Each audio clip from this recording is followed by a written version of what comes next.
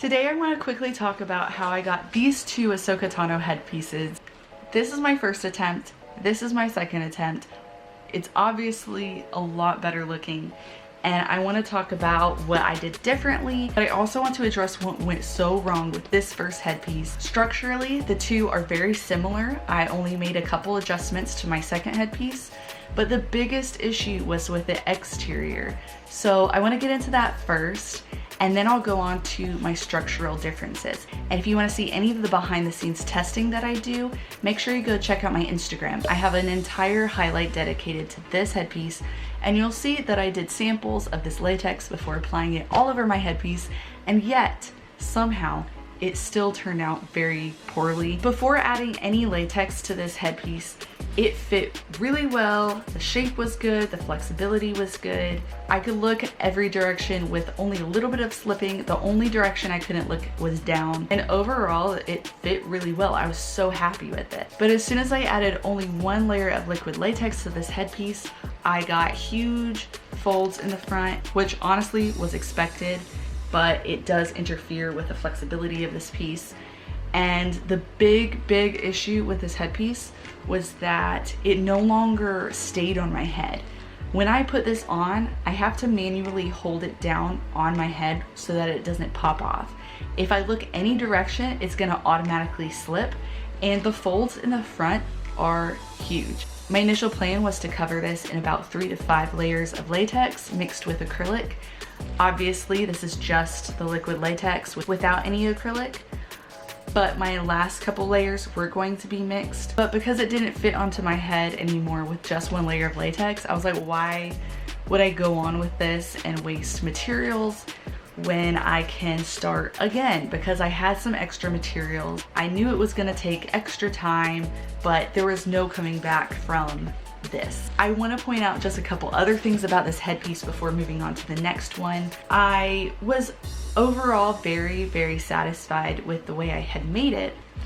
The only issues that I saw with it initially were that I have a bunch of seams on here that were hand stitched. I did my best to cover my stitches, but I'm not the best seamstress, so there are some spots where the fabric does lump up a little bit, and also the seams were very weak. There were a couple times I tried this on pre-latex and I actually bust the seams at the front head tails.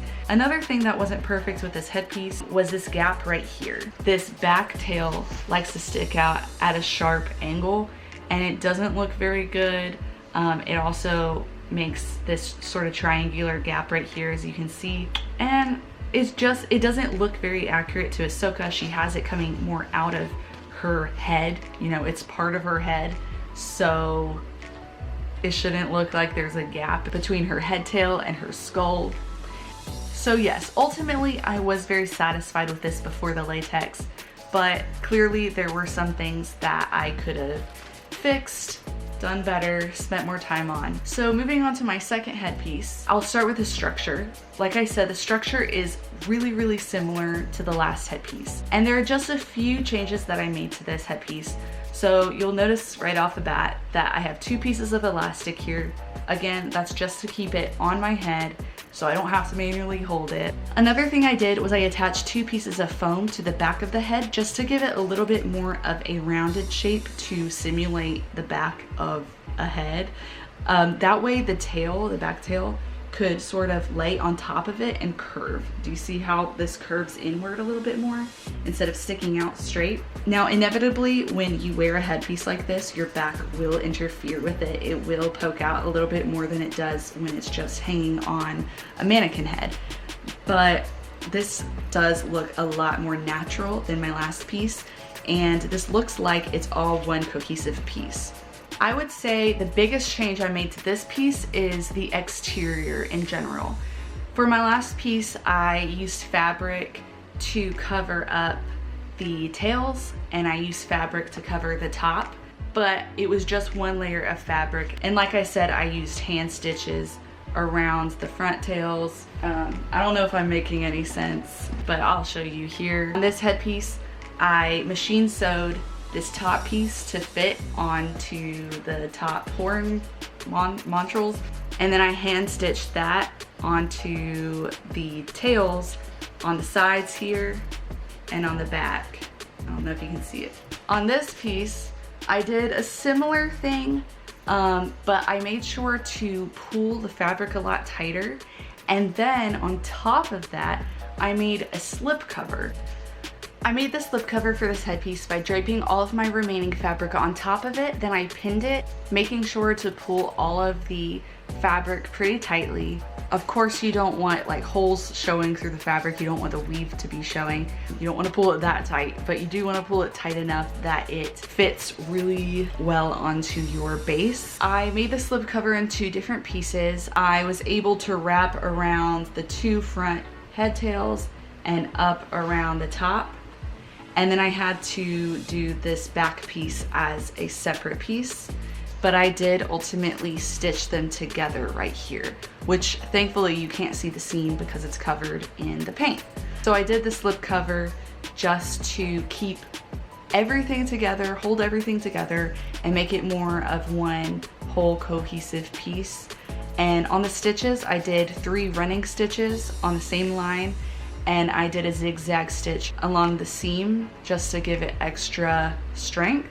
And on the inside, I hand stitched the slip cover so that it would, you know, you couldn't see the seams. So I had somebody ask me how to do the stripes. On this headpiece, I used tulip fabric paint to paint the blue stripes. I'm still debating whether or not I want to paint the white areas, because the pro of not painting it is obviously it saves time because this is already white. Also, it allows all of my head tails to remain flexible.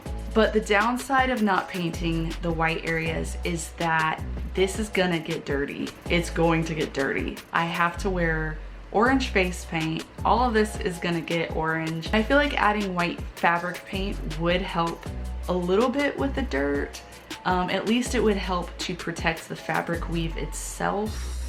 So I'm still on the edge. I don't really know what I want to do yet. But once I add the blue stripes to the front, I will test whether or not it still remains flexible. And if it does, it's more likely that I will add fabric paint. So we'll see. If you want to see what I decide to do, you can see that on Instagram. I'll also show the full finished headpiece once I make a full walkthrough of the entire cosplay when I'm finished with everything. So you will get to see it completely finished. I was hoping to be able to get this finished before making this video, but I'm very busy in my personal life and wasn't able to do that. And I have somewhere to go this weekend and won't be able to finish it before putting this video out. So this is what you get. I just carefully went around these shapes with blue, and I didn't eyeball any of these stripes. I know you can't really see it, if you can see it at all on screen. I can't see it at all in my viewfinder, but I used a blue chalk to lightly mark where I wanted all of the designs to go. Don't want to go overboard and chalk up the whole thing, because while chalk is washable, I'm obviously not going to be washing this headpiece ever. And so you don't want blue just all over the place unless you're going to end up covering the chalk with paint. All right, so as far as determining where to place your stripes, that's kind of a hard question to answer because every headpiece is going to be slightly different depending on your proportions. So I can't give you like a definitive mathematical way of figuring it out. But one tip I do have for you is to use the measure of units. So in my last video, when I talked about how to make this overall structure fit the proportions of your own head shape, then I talked about using lines as units and using those units to measure other areas in relation, I guess. I really hope that that makes sense. That's just how I figure out where to put all my designs, and I do that for the entire headpiece. Really, it just takes a little bit of practice with detail and noticing little things like that the center of this little triangle right here goes along the ridge. If you look at this as a unit right here, then this blue line goes down a little bit more than halfway.